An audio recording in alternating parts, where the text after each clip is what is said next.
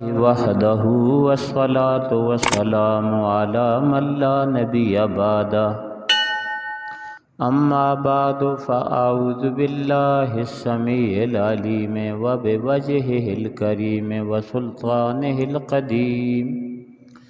من الشیطان الرجیم بسم اللہ الرحمن الرحیم لقد نصركم الله في مواطن كثيرة ويوم حنين إذ أعجبتكم كثرتكم فلم تغن عنكم شيئا وضاقت عليكم الأرض بما رحبت ثم وليتم مدبرين ثم أنزل الله سكينته على رسوله وعلى المؤمنين وأنزل جنودا لم تروها وعذب الذين كفروا وذلك جزاء الكافرين ثم يتوب الله من بعد ذلك على من يشاء واللہ غفور الرحیم صدق اللہ مولانا العظیم لقد نصرکم اللہ فی مواطن کثیرہ تحقیق مدد کر چکا اللہ تعالیٰ تمہاری فی مواطن کثیرہ کئی جگہوں میں وَيَوْمَ حُنَيْنٍ اِذْ أَعْجَبَتْكُمْ كَثْرَتُكُمْ اور حنین کے دن جب کہ تم کو خوش کر دیا تھا، تعجب میں ڈال دیا تھا تمہاری کثرت نے فَلَمْ تُغْنِ عَنْكُمْ شَيْئًا پس نہ کام آ سکی وہ کثرت تم کو ذرا برابر وَضَاقَتْ عَلَيْكُمُ الْأَرْضُ بِمَا رَحُبَتْ اور تنگ ہو گئی تم پر زمین باوجود کشادہ ہونے کے ثُمَّ وَلَّيْتُمْ مُدْبِرِينَ پھر تم پیٹھ دے کر بھاگ گئے ثُمَّ أَنزَلَ اللَّهُ سَكِينَتَهُ عَلَى رَسُولِهِ پھر اللہ تعالیٰ نے اتارا اپنا اطمینان اور تسکین اپنے رسول پر وَعَلَى الْمُؤْمِنِينَ اور مومنوں پر وَأَنزَلَ جُنُودًا لَمْ تَرَوْهَا اور اتارا ایسا لشکر لم تروہا جس کو تم نہیں دیکھ سکتے تھے وَعَذَّبَ الَّذِينَ كَفَرُوا اور عذاب دیا کافروں کو وَذَلِكَ جَزَاءُ الْكَافِرِينَ اور یہی بدلہ ہے کافروں کا ثم یتوب اللہ من بعد ذلك علی من یشاء پھر اللہ تعالی توجہ فرماتے ہیں توبہ کی توفیق دیتے ہیں جس کو چاہیں واللہ غفور الرحیم اور اللہ تعالی بخشنے والے مہربان ہیں آمنت باللہ و بآیاتہ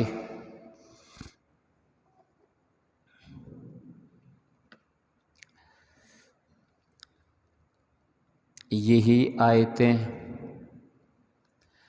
پچھلے درس میں بھی تمہارے سامنے پڑھی گئی تھی آیت نمبر 25 اور 26 اور 27 یہ پچھلے درس میں بھی تمہارے سامنے پڑھی گئی تھی لیکن پچھلے درس میں آپ کے سامنے غزوہ حنین کے متعلق کچھ بھی بیان نہیں ہوا تھا غزوہ حنین سے پہلے جو الفاظ ہیں پہلے اللہ تعالیٰ کی جو مدد آئی ہے لقد نصرکم اللہ فی مواطن کثیرہ کہ اللہ تعالیٰ تمہاری مدد کر چکا کئی میدانوں میں اس کے متعلق آپ سے بیان کیا تھا کہ کس طرح اللہ تعالیٰ کی مدد ہوئی اگر آپ دیکھیں گے تو آپ کے سامنے غزوہ بدر ہے،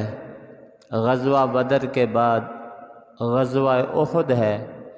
غزوہ احد کے بعد غزوہ حنین ہے، اور صلح حدیبیہ ہے، غزوہ بنو نذیر ہے، غزوہ بنو قریظہ ہے، خیبر ہے۔ یہ سارے غزوات اس سے پہلے گزرے ہیں۔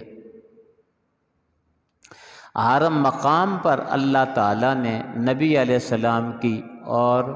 مسلمانوں کی مدد کی، اسی کو اللہ تعالیٰ یہاں بیان کرتے ہیں۔ لَقَدْ نَصَرَكُمُ اللَّهُ فِي مَوَاطِنَ كَثِيرَةٍ، تحقیق تمہاری مدد کر چکے اللہ تعالیٰ کئی میدانوں میں۔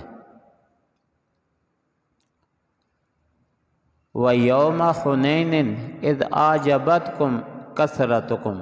اور اللہ تعالیٰ نے تمہاری مدد کی حنین کے دن۔ اذ اعجبتکم کثرتکم، جب کہ تم کو تعجب میں ڈالا، جب کہ تم کو مغرور بنا دیا، جب کہ تمہیں خوش اور بلی لگنے لگی اپنی کثرت۔ یہ کثرت کیسے تھی؟ چونکہ یہ جو حنین کی وادی ہے، یہ عرفات سے شروع ہو کر طائف اس میں شامل ہے، اور طائف کے علاوہ اس میں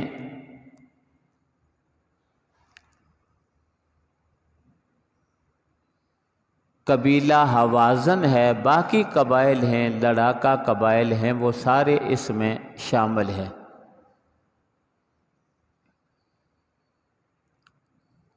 فتح مکہ سے پہلے نبی اکرم صلی اللہ علیہ وسلم کو یہ اطلاع مل چکی تھی کہ اس علاقے کے لوگ حنین اور اس کے علاوہ اوطاس ہے، باقی کئی وادیاں ہیں یہاں، اس علاقے کے لوگ نبی علیہ السلام کے ساتھ، اسلام کے ساتھ لڑنے کے لیے منصوبہ بندی بنا رہے ہیں۔ بڑے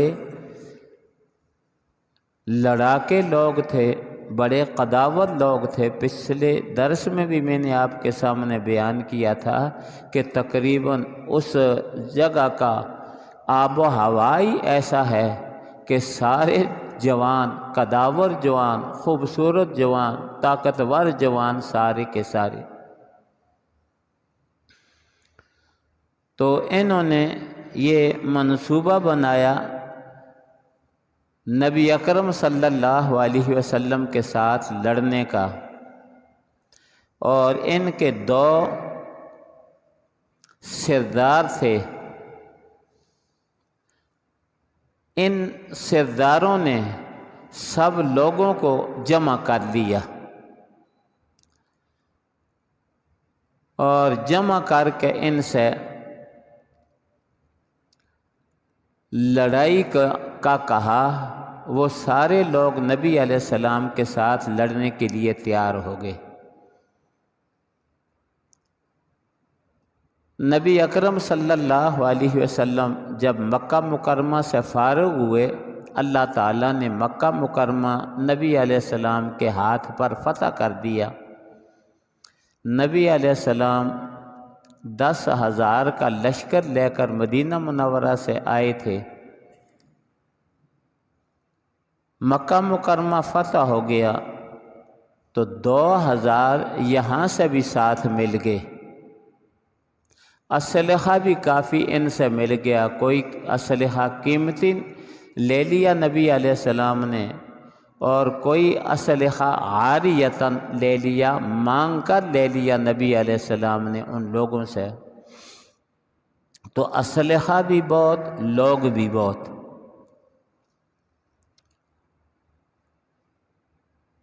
تو مکہ مکرمہ سے فارغ ہونے کے بعد اس طرف توجہ کی۔ بعض لوگوں کے ذہن میں یہ خیال آ گیا کہ اس سے پہلے ہم تھوڑے ہوتے تھے، کبھی 313 ہوتے تھے، کبھی 1400 ہوتے تھے، کبھی کتنے ہوتے تھے، کبھی کتنے، تو ہمیں فتح ملتی تھی۔ آج تو ہم بہت زیادہ ہیں، آج تو فتح ہوگی۔ یہ بات اللہ تعالیٰ کو پسند نہ آئی، کیونکہ اللہ تعالیٰ ہمیشہ عاجزوں کے ساتھ ہوتے ہیں، کمزوروں کے ساتھ ہوتے ہیں، تو یہ اللہ تعالیٰ کو یہ بات پسند نہ آئی۔ جب جنگ شروع ہوئی تو کچھ لوگ، مسلمانوں میں سے کچھ لوگ نبی علیہ السلام کی منصوبہ بندی سے پہلے ہی دوڑ پڑے۔ جب وہ عرفات سے آگے نکلے پہاڑی علاقے میں، تو کچھ لوگ، نبی علیہ السلام نے ابھی منصوبہ بندی نہیں کی تھی کہ کچھ لوگ جلدی سے اپنی قوت کے جوش میں آ کر دوڑ پڑے۔ وہ لوگ کافر جو تھے وہ اسی انتظار میں تھے، پہاڑوں کے اوپر انہوں نے مورچے بنائے ہوئے تھے اور تیر انداز انہوں نے مختلف جگہوں میں بٹھائے ہوئے تھے۔ وہ لوگ اس علاقے کے واقف تھے، اور یہ جو نبی علیہ السلام کے لشکری تھے، صحابہ کرام تھے یا ان کے ساتھ دوسرے جو تھے مکہ والے، وہ ان علاقوں کے واقف نہیں تھے۔ تو جب یہ لوگ آگے چلے، اب 12,000 کا لشکر ہے، اور 12,000 کے لشکر پر اس طرح کنٹرول بھی ہوتا ہے، تو جو ہی ان کی ایک جمعیت آگے بڑھی تو چھپی ہوئی جگہوں سے ان لوگوں نے تیر برسانے شروع کر دیے اور اوپر سے بڑے بڑے پتھر گرانے شروع کر دیے۔ نتیجہ یہ نکلا کہ جس طرح زور کے ساتھ جا رہے تھے اسی طرح زور سے پیچھے ہٹے اور لشکر میں بھگدڑ مچ گئی، مسلمانوں کے لشکر میں ایک بھگدڑ مچ گئی۔ اس کا نتیجہ یہ ہوا کہ اکثر لوگ، اوپر سے پتھر آ رہے تھے، بڑی بڑی چٹانوں کو گرا رہے تھے، آگے سے تیروں کی بارش ہو رہی تھی، تو مختلف لوگوں نے اپنے لیے پناہ گاہیں تلاش کرنے لگے۔ نبی اکرم صلی اللہ علیہ وسلم ایک سفید خچر پر سوار تھے، باقی لوگ بھاگ رہے تھے اور نبی اکرم صلی اللہ علیہ وسلم آگے بڑھ رہے تھے، اور نبی اکرم صلی اللہ علیہ وسلم کے ایک چچا زاد بھائی تھے، ابو سفیان بن حارث، وہ نبی اکرم صلی اللہ علیہ وسلم کی خچر کی لگام پکڑے ہوئے تھے۔ جب لوگ بھاگ کر دور جا رہے تھے تو نبی اکرم صلی اللہ علیہ وسلم کا گھیراؤ کر لیا کافروں نے۔ نبی اکرم صلی اللہ علیہ وسلم آگے ہی بڑھ رہے ہیں، تقریباً درجن، 2-4 درجن، 12,000 میں سے 2-4 درجن لوگ آپ کے ساتھ ہیں، باقی ادھر ادھر مختلف پناہ گاہوں میں چلے گئے ہیں۔ اور نبی علیہ السلام کی زبان مبارک پر یہ الفاظ ہیں کہ انا النبی لا کذب انا ابن عبد المطلب، انا النبی لا کذب انا ابن عبد المطلب، میں نبی ہوں، جھوٹا نہیں ہوں، اللہ تعالی ہمیں فتح دے گا۔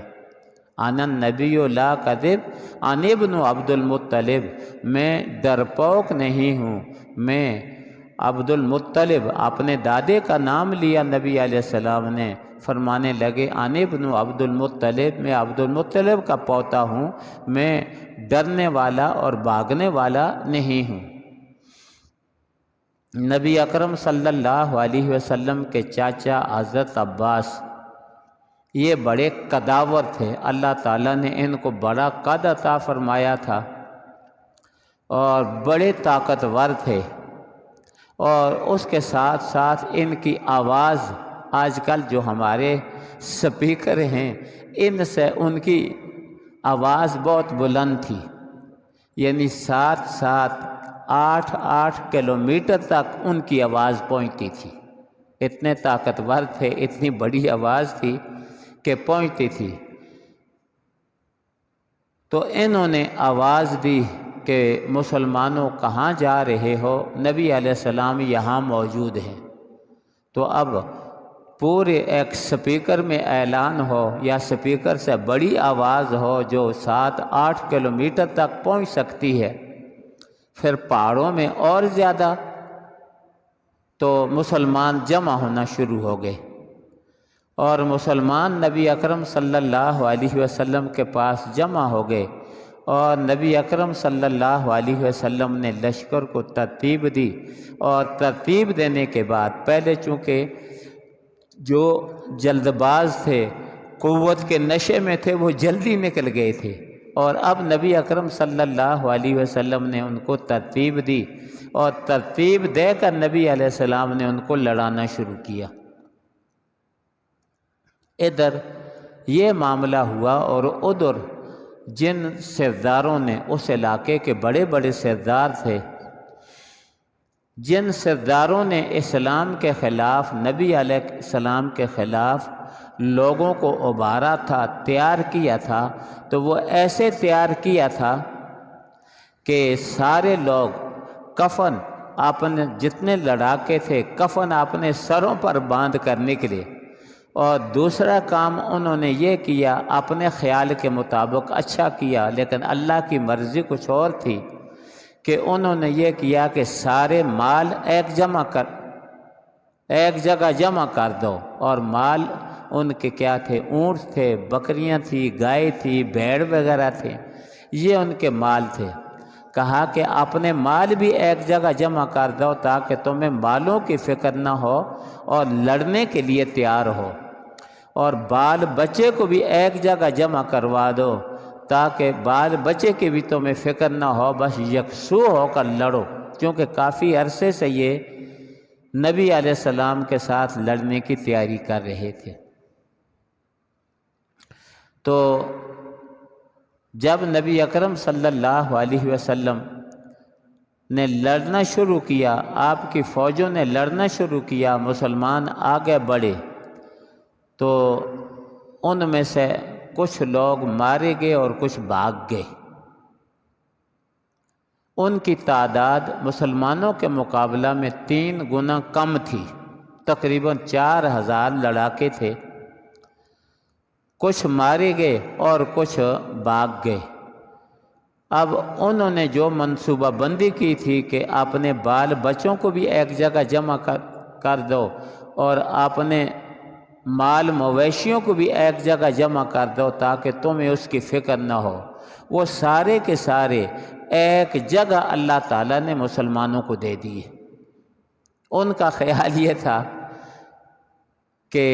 مسلمان گھروں گھروں میں پھریں گے، قیدی کریں گے، مالوں کو نکالیں گے، تو ایسے ہو کہ ہم گھروں گھروں میں وہ نہ جا سکیں، ان کو ایک جگہ جمع کر دیں۔ تو اللہ نے ان کے دل میں یہ بات اس لیے ڈالی تاکہ مسلمانوں کو سب اکٹھے کر کے اللہ تعالیٰ دے دیں۔ جس طرح آج دنیا میں یہودی جہاں جہاں بھی دنیا میں ہیں، یہودیوں کی کوشش یہ ہے، دنیا میں جس کونے کونے میں ہیں، فلسطین میں جمع ہونے کی، اسرائیل میں جمع ہوتے ہیں، درخواستیں دیتے ہیں، کوئی جمع ہو گئے، کوئی ان کے لیے گھر بن رہے ہیں، لگاتار مسلمانوں کی زمینوں پر قبضے کر کے یہودیوں کے لیے مکان بنائے جا رہے ہیں کہ ساری دنیا سے آ کر یہاں آباد ہوں گے اور ان کی قوت ہوگی، لیکن انہیں معلوم نہیں کہ اللہ تعالیٰ ان کو اس لیے جمع کر رہا ہے کہ جب امام مہدی علیہ السلام آئیں گے، عیسیٰ علیہ السلام آئیں گے، اور جنگ جو ہوگی وہ یہودیوں کے ساتھ ہوگی، اصل جنگ دجال ہوگا، یہودیوں کے ساتھ اصل جنگ ہوگی، اور پھر ملکوں میں نہ تلاش کرنے پڑیں، یہودی سب کیا ہے فلسطین میں موجود ہوں اور ان کو وہاں قتل کیا جائے۔ تو اس لیے وہ درخواستیں دے رہے ہیں۔ چین میں اگر ہیں یہودی، وہ درخواستیں دے کر وہاں پہنچ رہے ہیں۔ اگر سوویت یونین کے علاقوں میں ہیں تو وہاں سے پہنچ رہے ہیں۔ امریکہ برطانیہ میں ہیں، وہ یہ کوشش کرتے ہیں کہ فلسطین کو پہنچیں۔ اللہ تعالیٰ ان کو جمع کر رہا ہے۔ سورہ بنی اسرائیل میں یہ آتا ہے، سورہ بنی اسرائیل کے اول میں یہ آتا ہے کہ اللہ تعالیٰ فرماتے ہیں فَإِذَا جَاءَ وَعْدُ الْآخِرَةِ جِئْنَا بِكُمْ لَفِيفًا۔ فَإِذَا جَاءَ وَعْدُ الْآخِرَةِ، فرمایا کہ جب آخری وعدہ آئے گا، جِئْنَا بِكُمْ لَفِيفًا، تو تمہیں سمیٹ کر ہم ساری دنیا سے لے آئیں گے۔ تو یہ اسی طرح ان کو بھی اللہ تعالیٰ سمیٹ کر لے آئے، ان کو بھی اللہ تعالیٰ سمیٹ کر لے آئے۔ انہوں نے اپنے مال بھی ایک جگہ جمع کر دیے، اور انہوں نے اپنی اولاد بال بچے بھی ایک جگہ جمع کر دیے، اور یہودیوں کے ساتھ بھی اسی طرح یہودی یہ کر رہے ہیں کوشش کہ سارے ایک جگہ جمع ہو جائیں۔ جب ایک جگہ جمع ہوں گے تو مسلمانوں کو، امام مہدی علیہ السلام کو، عیسیٰ علیہ السلام کو ملکوں نہیں پھرنا پڑے گا، ایک ہی جگہ اللہ تعالیٰ ان کو کریں گے۔ پہلی صفحے پر ہے سورہ بنی اسرائیل کے وَقَضَيْنَا إِلَىٰ بَنِي إِسْرَائِيلَ فِي الْكِتَابِ لَتُفْسِدُنَّ فِي الْأَرْضِ مَرَّتَيْنِ وَلَتَعْلُنَّ عُلُوًّا كَبِيرًا، کہ تم زمین میں بار بار فساد کرو گے اور بہت سرکش ہو جاؤ گے۔ فَإِذَا جَاءَ وَعْدُ أُولَاهُمَا بَعَثْنَا عَلَيْكُمْ عِبَادًا لَنَا أُولِي بَأْسٍ شَدِيدٍ فَجَاسُوا خِلَالَ الدِّيَارِ، یہ پہلے ایک قصے کی طرف اشارہ ہے۔ ثُمَّ رَدَدْنَا لَكُمُ الْكَرَّةَ عَلَيْهِمْ وَأَمْدَدْنَاكُمْ بِأَمْوَالٍ وَبَنِينَ وَجَعَلْنَاكُمْ أَكْثَرَ نَفِيرًا، اللہ فرماتے ہیں کہ تمہاری تعداد زیادہ کر دوں گا۔ اور اس کے بعد یہ فرمایا کہ جب آخری وعدہ آ جائے گا، فَإِذَا جَاءَ وَعْدُ الْآخِرَةِ لِيَسُوءُوا وُجُوهَكُمْ وَلِيَدْخُلُوا الْمَسْجِدَ كَمَا دَخَلُوا أَوَّلَ مَرَّةٍ وَلِيُتَبِّرُوا مَا عَلَوْا تَتْبِيرًا۔ اور اس کے بعد یہ سارے کا سارا ان کا ذکر، تو بے عین ہی یہودی ایسی منصوبہ بندی کر رہے ہیں ایک جگہ جمع ہونے کی، جیسا کہ ان قبائل نے، اوتاس نے، حوازن نے، بنو ثقیف نے یہ منصوبہ بندی کی تھی۔ تو اللہ تعالیٰ نے مسلمانوں کو فتح عطا فرمائی، اور ان کے قیدی بھی بہت ہاتھ لگ گئے، ان کے قیدی بھی بہت ہاتھ لگ گئے، اور ان کے مال بھی بہت ہاتھ لگ گئے۔ نبی اکرم صلی اللہ علیہ وسلم نے 3 دن تک، بلکہ 3 دن سے بھی زیادہ نبی علیہ السلام نے ان کے مالوں کو مجاہدین میں تقسیم نہیں کیا۔ نبی علیہ السلام کا قصد اور ارادہ یہ تھا کہ ان لوگوں کے ساتھ کچھ معاہدہ ہو جائے تو ان کے مال اور قیدی ان کو واپس دے دیے جائیں، لیکن وہ نہ آئے۔ اس کے بعد کافی عرصے کے بعد آئے۔ نبی علیہ السلام وہیں اسی میدان میں موجود ہیں، انہی علاقوں میں نبی علیہ السلام اور فوجیں موجود ہیں۔ اس کے بعد آئے، قصیدے بنا کر آئے، اپنی عاجزی کو بیان کیا، اور نبی علیہ السلام کی شفقت کا ذکر کیا، اور ان میں یہ بھی تھا کہ وہی قبیلہ تھا جس قبیلے میں نبی علیہ السلام نے حلیمہ سعدیہ کا دودھ پیا تھا، اسی علاقے میں نبی علیہ السلام کی بچپنے میں پرورش ہوئی تھی، 5-6 سال تک وہاں رہے تھے، اور اسی قبیلے میں نبی علیہ السلام نے دودھ پیا تھا۔ اب اس چیز کو بھی انہوں نے بطور واسطہ بنا کر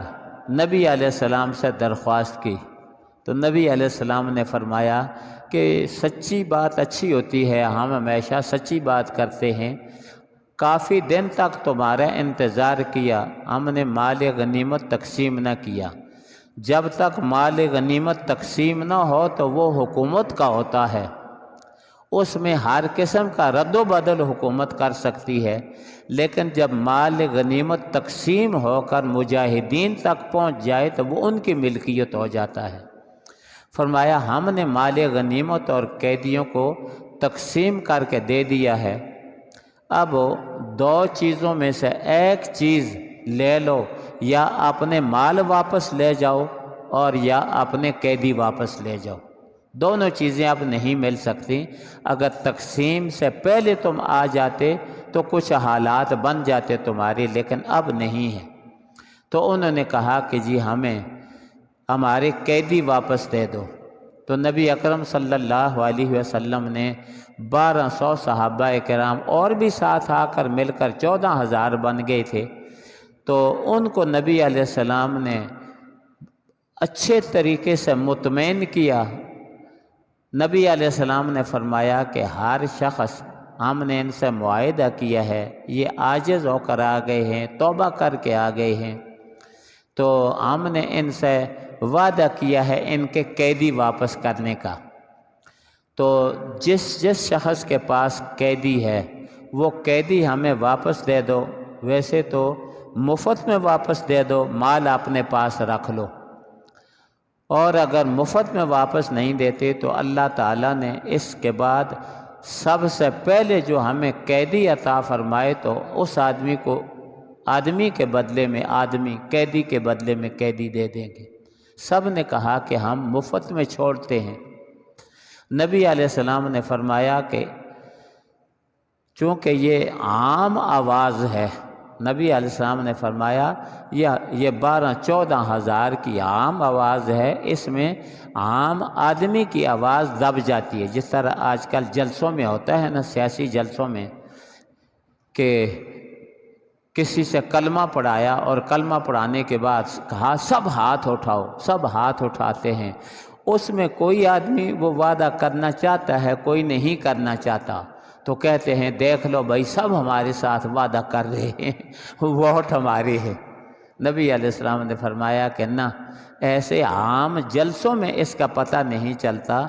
تم میں سے ہر ایک آدمی اپنے اپنے لیڈروں کے پاس جاؤ، جو تمہارے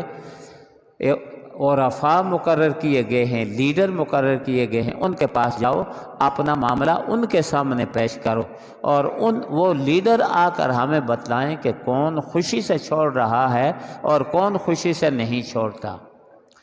تو وہ لیڈروں کے پاس گئے، لیڈروں نے عرفاء نے آ کر بتلایا کہ سب نے خوشی سے اپنے حق سے دستبردار ہو گئے ہیں اور آئندہ مستقبل میں یہ بدلہ بھی نہیں لینا چاہتے۔ تو نبی اکرم صلی اللہ علیہ وسلم نے ان کے قیدی ان کو واپس دیے۔ نبی علیہ السلام کی دودھ کی بہن بھی جرگے میں آ گئی تھی جن کا نام شیما تھا، اسی طرح اور بھی جب وہ آئیں اس نے اپنا تعارف کروایا تو نبی علیہ السلام نے اس بہن کی عزت کرتے ہوئے اپنی چادر اٹھا کر اس بہن کے نیچے بچھا دی کہ تم اس پر بیٹھو، یعنی بڑے عزت اور احترام سے ان کے قیدی ان کو واپس دیے۔ اور قیدی واپس لینے کے بعد وہی طرف ہے جس کو جارانہ کہتے ہیں، تو نبی اکرم صلی اللہ علیہ وسلم جب جنگ سے فارغ ہوئے تو مقام جارانہ سے عمرے کا احرام باندھا اور آ کر نبی اکرم صلی اللہ علیہ وسلم نے عمرہ کیا۔ تو ان آیتوں میں اس کا ذکر ہے لقد نصرکم اللہ فی مواطن کثیرہ کہ تمہاری مدد کر چکے اللہ تعالیٰ کئی جگہوں میں، و یوم حنین اور حنین کے مقام پر بھی، اذ اعجبتکم کثرتکم جب کہ تم کو تعجب میں ڈال دیا تھا، خوش کر دیا تھا تمہاری کثرت نے، فلم تغن عنکم شیئا فرمایا وہ کثرت تمہیں کام نہ آ سکی، وضاقت علیکم الارض بما رحبت اور تم پر زمین تنگ آ گئی، بما رحبت باوجود کشادہ ہونے کے زمین کشادہ تھی لیکن جلد بازی کی، لیکن انہوں نے جلد بازی کی تو جلد بازی میں اوپر سے پتھر گرانے شروع کر دیے، آگے چھپے ہوئے کافروں نے تیر برسانے شروع کر دیے، جس کا نتیجہ یہ نکلا کہ باغ نکلے، ثم ولیتم مدبرین تم پیٹھ دے کر باغے، ثم انزل اللہ سکینتہ علی رسولہ وعلی المؤمنین پھر اللہ تعالیٰ نے اپنا اطمینان اور تسکین اتاری اپنے رسول پر اور مومنوں پر، وَأَنزَلَ جُلُودًا لَمْ تَرَوْهَا اور ایسا جنود اور لشکر اتارا فرمایا تمہیں نظر نہیں آ رہا تھا، وَعَذَّبَ الَّذِينَ كَفَرُوا اور کافروں کو اللہ تعالیٰ نے سزا دی، وَذَلِكَ جَزَاءُ الْكَافِرِينَ اور یہی بدلہ ہے کافروں کا، اللہ تعالیٰ کافروں کو اسی طرح سزا دیتے ہیں۔ ثم یتوب اللہ من بعد ذلک علی من یشاء پھر اللہ تعالیٰ نے اس کے بعد جس کو چاہا توبہ کی توفیق دی، واللہ غفور الرحیم اور اللہ تعالیٰ بخشنے والے مہربان ہیں۔ اللہ تعالیٰ نے توبہ کی توفیق دی، میں نے بیان کیا کہ کئی لوگ توبہ کر کے آ گئے، ان علاقوں میں سے نبی علیہ السلام ایک طرف نکل گئے تھے اور جو خاص کا طائف تھا، طائف باقی رہ گیا تھا، فتح نہیں ہوا تھا، باقی سارے علاقے فتح ہو گئے، طائف کا ذکر آگے آ جائے گا۔ وآخر دعوانا ان الحمد للہ رب العالمین۔